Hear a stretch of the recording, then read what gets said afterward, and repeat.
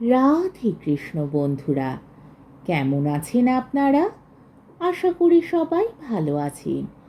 আজকে আবার একটা নতুন ভিডিও নিয়ে হাজির হয়ে গেছি। ভিডিওটি শেষ অবধি দেখার অনুরোধ রইল। আজকের গল্প বঙ্কিমচন্দ্র চট্টোপাধ্যায়ের বিখ্যাত উপন্যাস দেবী চৌধুরানী।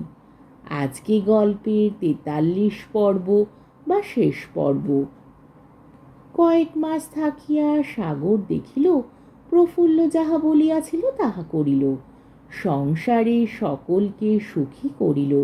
শাশুড়ি প্রফুল্ল হইতে এত সুখী যে প্রফুল্লের হাতে সমস্ত সংসারের ভার দিয়া তিনি কেবল সাগরের ছেলে কোলে করিয়া বেড়াইতেন। ক্রমে শ্বশুরও প্রফুল্লের গুণ বুঝিলেন। শেষ প্রফুল্ল যে কাজ না করিত সে কাজ তার ভালো লাগিত না। শ্বশুর শাশুড়ি প্রফুল্লকে না জিজ্ঞাসা করিয়া কোনো কাজ করিত না। তাহার বুদ্ধি বিবেচনার উপর তাহাদের এতটাই শ্রদ্ধা হইল। ব্রহ্ম ঠাকুরানীও রান্নাঘরের কর্তৃত্ব প্রফুল্লকে ছাড়িয়া দিলেন। বুড়ি আর বড় রাঁধিতে পারে না, 3 বউ রাঁধে।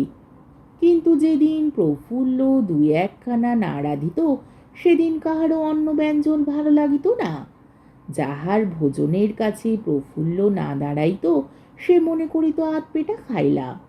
শেষ নয়ন বউও বশীভূত হইল, আর প্রফুল্লের সঙ্গে কোন্দল করিতে আসিত না।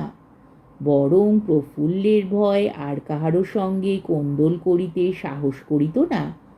প্রফুল্লের পরামর্শ ভিন্ন কোনো কাজ করিত না।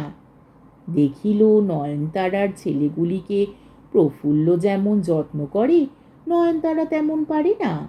নয়নতারা প্রফুল্লের হাতে ছেলেগুলি সমর্পণ করিয়া নিশ্চিন্ত হইল। সাগর বাপের বাড়ি অধিক দিন থাকিতে পারিল না, আবার আসিল। প্রফুল্লের কাছে থাকিলে সে যেমন সুখী হইত এত আর কোথাও হইত না। এ সকল অন্যের পক্ষে আশ্চর্য বটে, কিন্তু প্রফুল্লের পক্ষে আশ্চর্য নহে। কেননা প্রফুল্ল নিষ্কাম ধর্ম অভ্যেস করিয়াছিল। প্রফুল্ল সংসারে আসিয়াই যথার্থ সন্ন্যাসিনী হইয়াছিল। তার কোনো কামনা ছিল না, কেবল কাজ খুঁজিত। কামনা অর্থে আপনার সুখ খোঁজা, কাজ অর্থে পরের সুখ খোঁজা। প্রফুল্ল নিষ্কাম অথচ কর্মপরায়ণ, তাই প্রফুল্ল যথার্থ সন্ন্যাসিনী। তাই প্রফুল্ল যাহা স্পর্শ করিত তাই শোনা হইত। প্রফুল্ল ভবানী ঠাকুরের শানিত অস্ত্র। সংসার গ্রন্থি অনায়াসে বিচ্ছিন্ন করিল, অথচ কেউই হরবল্লভের গৃহে জানিতে পারিল না যে প্রফুল্ল এমন শানিত অস্ত্র। সে যে অদ্বিতীয় মহামহোপাধ্যায়ের শিষ্যা, নিজে পরম পণ্ডিত সে কথা দূরে থাক, কেহ জানিল না যে তাহার অক্ষর পরিচয়ও আছে। গৃহধর্মে বিদ্যা প্রকাশের প্রয়োজন নাই। গৃহধর্ম বিদ্যানে সুসম্পন্ন করিতে পারে বটে, কিন্তু বিদ্যা প্রকাশের স্থান সে নয়। যেখানে বিদ্যা প্রকাশের স্থান নহে সেখানে যাহার বিদ্যা প্রকাশ পায় সেই মূর্খ, যাহার বিদ্যা প্রকাশ পায় না সেই যথার্থ পণ্ডিত। প্রফুল্লের যাহা কিছু বিবাদ সে ব্রজেশ্বরের সঙ্গে। প্রফুল্ল বলিত, আমি একা তোমার স্ত্রী নহি, তুমি যেমন আমার তেমনি সাগরের, তেমনি নয়ন বউয়ের। আমি একা তোমার ভোগ দখল করিব না। স্ত্রীলোকের পতি দেবতা, তোমাকে ওরা পূজা করিতে পায় না কেন? ব্রজেশ্বর তা শুনিত না। ব্রজেশ্বরের হৃদয় কেবল প্রফুল্লময়। প্রফুল্ল বলিত, আমায় যেমন ভালোবাসো উহাদিগকেও তেমনি ভালো না বাসিলে আমার উপর তোমার ভালোবাসা সম্পূর্ণ হইল না। ওরাও আমি। ব্রজেশ্বর তা বুঝিত না।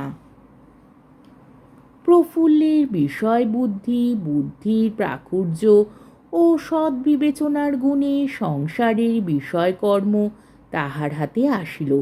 তালুক মুলুকের কাজ বাইরে হইত বটে, কিন্তু একটু কিছু বিবেচনার কথা উঠিলে কর্তা আসিয়া গিন্নিকে বলিতেন, নতুন বৌমাকে জিজ্ঞাসা করো দেখি তিনি কি বলেন। প্রফুল্লের পরামর্শে সব কাজ হইতে লাগিল বলিয়া দিন দিন লক্ষ্মীশ্রী বাড়িতে লাগিল।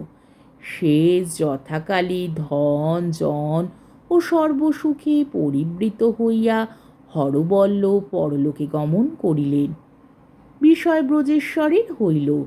প্রফুল্লের গুণে ব্রজেশ্বরের নতুন তালুক মুলুক হইয়া হাতে অনেক নগদ টাকা জমিল।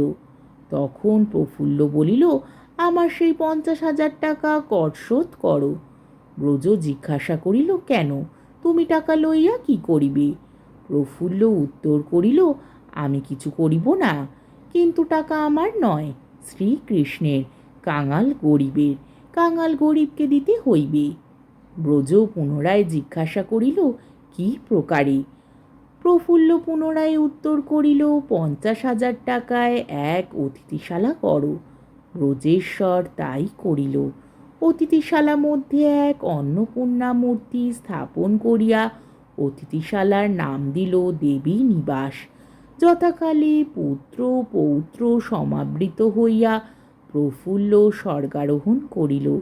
দেশের লোক সকলেই বলিল, আমরা মাতৃহীন হইলাম।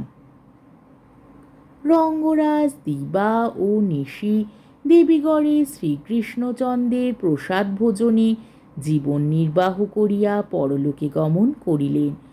ভবানী ঠাকুরের অদৃষ্টে সেরূপ ঘটিল না। ইংরেজ রাজ্য শাসনের ভার গ্রহণ করিল, রাজ্য সুশাসিত হইল। সুতরাং ভবানী ঠাকুরের কাজ ফুরাইল। দুষ্টের দমন রাজাই করিতে লাগিল। ভবানী ঠাকুর ডাকাইতি বন্ধ করিল। তখন ভবানী ঠাকুর মনে করিল, আমার প্রায়শ্চিত্তের প্রয়োজন। এই ভাবিয়া ভবানী ঠাকুর ইংরেজকে ধরা দিলেন। সকল ডাকাইতি ইকরার করিলেন, দণ্ডের প্রার্থনা করিলেন। ইংরেজ হুকুম দিল, যাবজ্জীবন দ্বীপান্তরে বাস। ভবানী পাঠক প্রফুল্ল চিত্তে দ্বীপান্তরে গেল। এখন এসো প্রফুল্ল, একবার লোকালয়ে দাঁড়াও, আমরা তোমায় দেখি।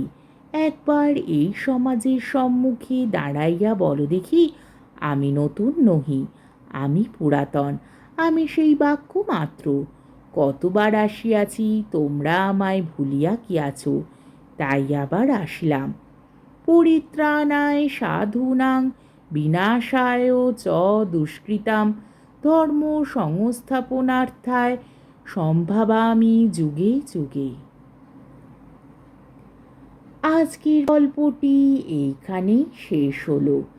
আমার ভিডিওটি যদি আপনাদের ভালো লেগে থাকে তাহলে আমাকে কমেন্টের মাধ্যমে আপনাদের মূল্যবান মতামত অবশ্যই জানাবেন এবং আমার ভিডিওটিকে লাইক ও শেয়ার করার ও আমার চ্যানেলটিকে সাবস্ক্রাইব করারও অনুরোধ রইল।